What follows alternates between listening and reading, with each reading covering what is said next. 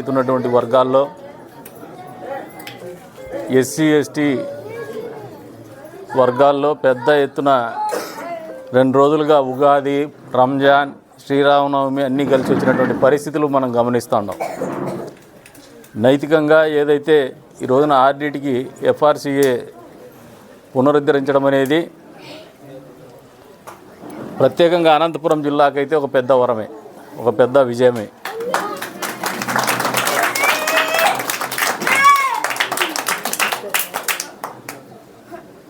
యువగలం రథసారథి నారా లోకేష్ బాబు గారు ఆయన పాదయాత్ర సందర్భంగా ఈ ప్రాంతాన్ని, ఈ పిల్లలను కూడా సందర్శించడం జరిగింది. అందుకనే ఈ విజయం అనేది వారికి సంబంధించింది, నారా లోకేష్ గారికి వ్యక్తిగతంగా సంబంధించిందని నేను బలంగా నమ్ముతున్నా. ఎందుకంటే మొదటిగా ఈ ప్రాంతాన్ని నాకు తెలిసి జిల్లాలో ఆర్డీటీని మొదటిగా సందర్శించిండేది కదిర్లో ఈ రీహాబిలిటేషన్ సెంటర్ని. ఇక్కడ ఉన్నటువంటి వాస్తవ పరిస్థితులు కూడా ఆయన గమనించినాడు. పిల్లలతో కూడా చాలాసేపు ముచ్చటించి చర్చించడం కూడా జరిగింది. నాయకులను కూడా పక్కకు పంపి మరి వాళ్ళతో గడపడం జరిగింది. ఎప్పుడైతే ఆర్డీటీకి ఎఫ్ఆర్సీఏ పునరుద్ధరించబడలేదని తెలుస్తూనే జిల్లాలో ఉన్నటువంటి 50 మంది నాయకులు కూడా, 50 మంది ఎమ్మెల్యేలు, ఎంపీలు కూడా వారందరూ వారి వంతుగా వారు చంద్రబాబు నాయుడు గారి దృష్టికి కావచ్చు, నారా లోకేష్ గారి దృష్టికి కావచ్చు, ఇంకా కొద్దిమంది ఎమ్మెల్యేలు, ఎంపీలు ఢిల్లీకి పోవడం కూడా జరిగింది. వారందరికీ కూడా ఈ పిల్లల తరపున ధన్యవాదాలు తెలుపుతున్నాం. వారందరిది ఒక ఎత్తు అయితే వ్యక్తిగతంగా నేను కూడా మాట్లాడడం జరిగింది.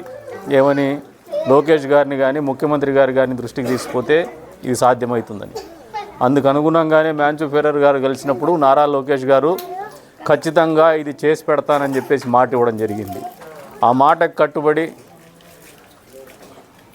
కేంద్రంలో ఉన్నటువంటి నరేంద్ర మోడీ గారిని కావచ్చు, ప్రత్యేకంగా అమిత్ షా గారిని కావచ్చు, ఎందుకంటే అమిత్ షా గారికి సంబంధించినటువంటి అంశమే ఇది, ఆయన పోర్ట్ఫోలియోకి సంబంధించినటువంటి అంశమే, ఆయన పరిధిలోని అంశమే ఇది.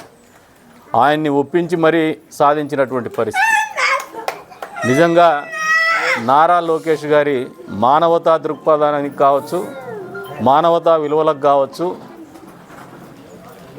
ఒక స్వచ్ఛంద సంస్థ, పేద ప్రజల కోసం పనిచేసేటువంటి సంస్థ అడుగంటిపోకూడదు, తద్వారా దాని మీద ఆధారపడి నివసిస్తున్నటువంటి ప్రజానీకం ఇబ్బంది పడకూడదనే ఆలోచనతోనే ఆయన ఇచ్చినటువంటి మాట మేరకు సాధించినటువంటి పరిస్థితిని నియోజకవర్గ ప్రజలందరి తరపున మనస్ఫూర్తిగా అభినందిస్తున్నాం, కృతజ్ఞతలు కూడా తెలుపుతున్నాం. ఒక నాయకునికి చిత్తశుద్ధి ఉంటే దాని ఫలాలు కానీ ఫలితాలు కానీ ఏ రకంగా ఉంటాయో ఈ సందర్భంగా అందరూ కూడా గమనిస్తూ ఉన్నాం. అందుకు నిదర్శనమే ఈ రోజున ఇక్కడ ఈ కార్యక్రమం జరపాలనే ఆలోచనతోనే. ఎందుకంటే this is the right place to thank right person.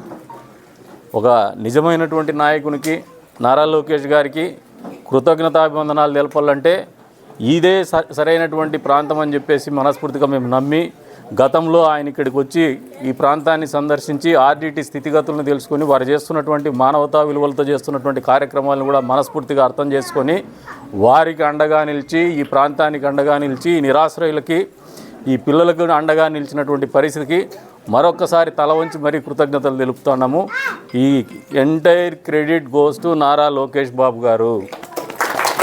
దీంట్లో ఆయన విజ్ఞప్తిని కానీ, ఆర్డీటీ విజ్ఞప్తిని కానీ, ఉన్నటువంటి వాస్తవ పరిస్థితులను కానీ అర్థం చేసుకొని వాటిని మన్నించి ఈరోజున ఎఫ్ఆర్సీఏ పునరుద్ధరించినటువంటి అమిత్ షా గారికి కూడా నియోజకవర్గ ప్రజలందరి తరపున మనస్ఫూర్తిగా ధన్యవాదాలు తెలుపుతున్నాం, కృతజ్ఞతాభివందనాలు తెలుపుతున్నాం.